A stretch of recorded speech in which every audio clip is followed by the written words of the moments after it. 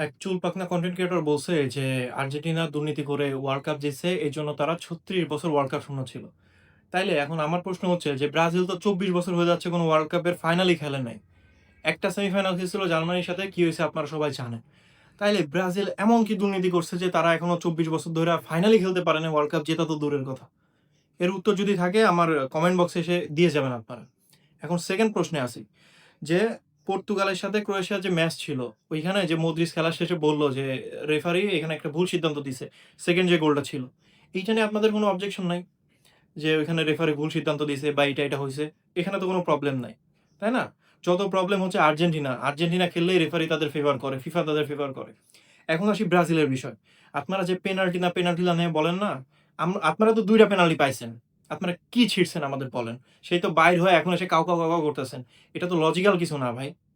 নিজেরা পেনাল্টিতে কিছু করতে পারেন না। আমরা তো পেনাল্টি ছাড়াও জিতা দেখাচ্ছি। তাইলে আপনাদের সমস্যাটা কোথায়? মানে আপনারা সবাই মিলে ফিফারে কিনতে পারতেছেন না, আর্জেন্টিনা একা ফিফারে কিনে ফেলাইতেছে, তাই না? এখন আসি বিজনেসের কথায়।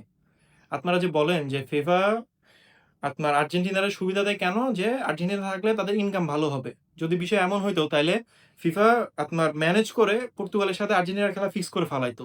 ব্রাজিলের সাথে ফালাইতো। এইখানে তো বিলিয়ন, বিলিয়ন ডলার ইনকাম করত। এই খেলা দেখার জন্য মানুষ পাগল হয়ে থাকতো। এইটা কেন করে নাই?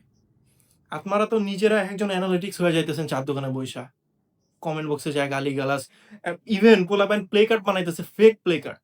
একটা খেলা নিয়ে আপনারা এমন গুজব ছড়াইতেছেন, এমন উল্টোপাল্টা বলতেছেন, এটা কল্পনাতীত একটা অবস্থা। এটা করার দরকার নাই। আর এই যে ইজিপ্টের কোচ, তারে নিয়ে আপনারা একটু স্টাডি করেন। হ্যাঁ, ও যে কত বড় হারামি আপনারা এটা একটু স্টাডি করে দেখেন। ও হারলেও যা বলে যে, "হ্যাঁ, রেফারির সমস্যা, এই সমস্যা, সেই সমস্যা।" আপনারা যা দেখেন।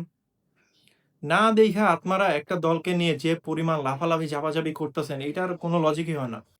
আর আরেক দল বলতেছে যে ইজিপ্ট মুসলিম কান্ট্রি এই সেই। আপনাদের অবগতির জন্য একটা কথা জানায় রাখি। ইজিপ্ট ফার্স্ট আরব কান্ট্রি যারা ইসরায়েলকে দেশ হিসেবে স্বীকৃতি দিছে। এখানে আপনি কি বলবেন? দেখেন, আমি যদি আপনাদের জন্য ২০ মিনিটের একটা একদম অ্যানালিটিক্স দিয়ে সুন্দর করে একটা ভিডিও এক্সপ্লেনেশন বানায় আনি না, আপনাদের মাথায় ঢুকবে না। কারণ আপনারা স্টুপিড এর মতো চিন্তাভাবনা করেন। আপনারা আর্গুমেন্ট করবেন তাই করেন। আপনাদের পছন্দ হয় না আর্জেন্টিনাকে, এইজন্য আপনারা করেন। ঠিক আছে? এইগুলা বাদ দেন। আর এই যারা স্টুপিড এর মতো কথা বলেন, তাদের জন্য আমি লাস্ট একটা কথাই বলতে চাই যে তুমি তুমি রিয়েলিটি মানে নাও, তুমি রিয়েলিটি মানে নাও, কারণ আমি জানি ১২টা তোমার বেজে গেছে।